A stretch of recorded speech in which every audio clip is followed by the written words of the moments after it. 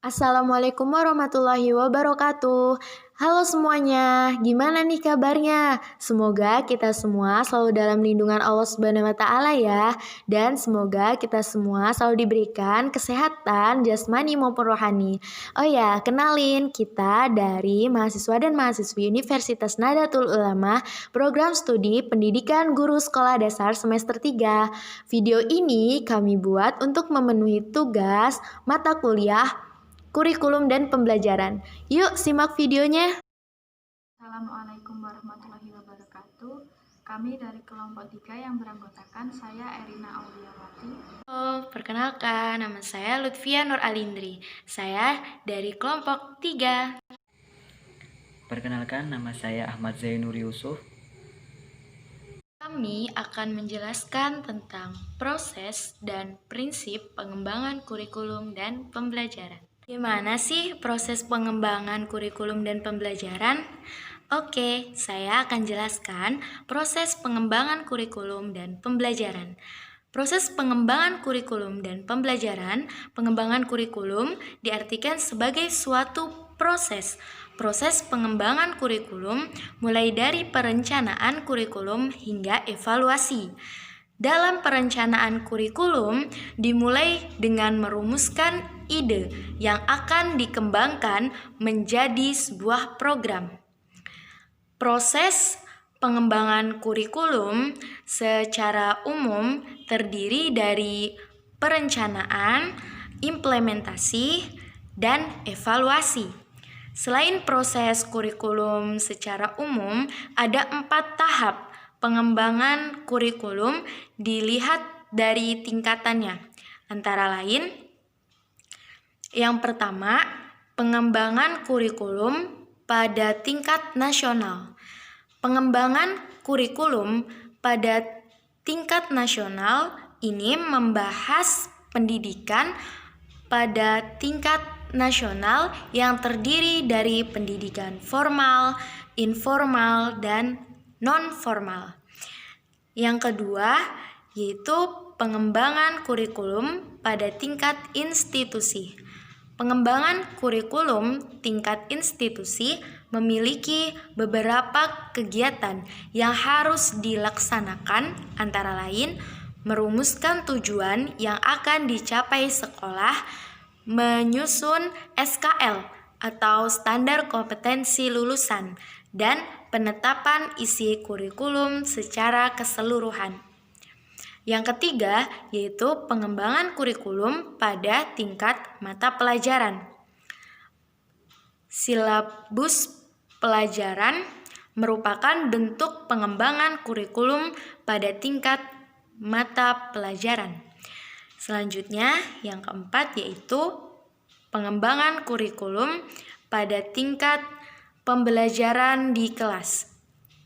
Pengembangan kurikulum pembelajaran di kelas pada tingkat pembelajaran di kelas ini, pengembangan kurikulum dilakukan dalam bentuk susunan RPP atau yang biasa disebut rencana pelaksanaan pendidikan atau rencana pembelajaran pendidikan yang dirancang oleh masing-masing guru. Yang selanjutnya yaitu tahapan pengembangan kurikulum menurut para ahli. Yang pertama, model administratif. Kedua, menurut Arik Levy. Ketiga, model Roger. Keempat, menurut Taylor. Kelima, menurut Beuckham. Keenam, menurut Taba. Faktor yang mempengaruhi proses pengembangan kurikulum. Yang pertama yaitu perguruan tinggi, yang kedua masyarakat, dan yang ketiga sistem nilai. Prinsip-prinsip umum dalam pengembangan kurikulum dan pembelajaran. Yang pertama, pengertian prinsip pengembangan kurikulum. Pengembangan kurikulum adalah sebuah proses yang merencanakan menghasilkan suatu alat yang lebih baik dengan didasarkan pada hasil penilaian terhadap kurikulum yang telah berlaku, sehingga dapat memberikan kondisi belajar mengajar yang baik. Dengan kata lain, pengembangan kurikulum adalah kegiatan untuk menghasilkan kurikulum baru melalui langkah-langkah penyusunan kurikulum atas dasar hasil penilaian yang dilakukan selama periode waktu tertentu. Prinsip kurikulum dapat juga dikatakan sebagai aturan yang menjiwai pengembangan kurikulum. Prinsip tersebut mempunyai tujuan agar kurikulum didesain atau dihasilkan suatu sesuai dengan permintaan semua pihak, yakni anak didik, orang tua, masyarakat, dan bangsa. Ada beberapa prinsip umum pengembangan kurikulum, yaitu yang pertama, relevansi.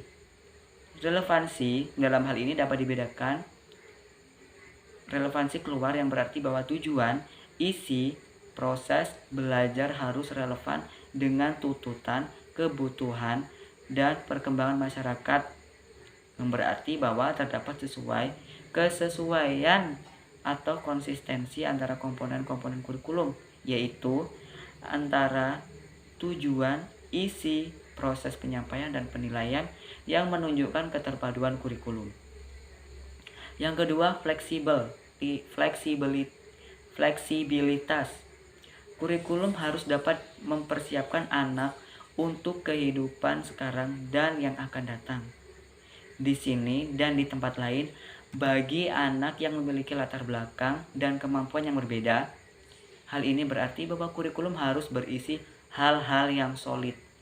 Tetapi dalam pelaksanaannya, memungkinkan terjadinya penyesuaian berdasarkan kondisi daerah, waktu maupun latar belakang anak. Kontinuitas terkait dengan perkembangan dan proses belajar anak yang berlangsung secara berkesinambungan, maka pengalaman belajar yang disediakan kurikulum juga hendaknya berkesinambungan antara satu tingkat kelas dengan kelas lainnya, antara satu jenjang pendidikan dengan jenjang lainnya, serta antara jenjang pendidikan dengan pekerjaan.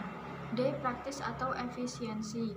Kurikulum harus praktis, mudah dilaksanakan, menggunakan alat-alat sederhana dan biayanya murah. E. Efektivitas. Efektivitas berkenaan dengan keberhasilan pelaksanaan kurikulum, baik secara kuantitas maupun kualitasnya. Kurikulum merupakan penjabaran dari perencanaan pendidikan dari kebijakan-kebijakan pemerintah.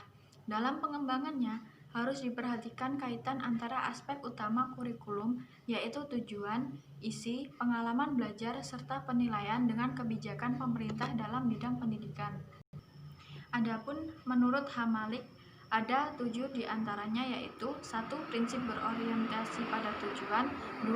Efisiensi dan efektivitas, 3. Prinsip fleksibilitas, 4. Prinsip kontinuitas, 5. Prinsip keseimbangan, 6. Prinsip keterpaduan, 7. Prinsip mengedepankan mutu.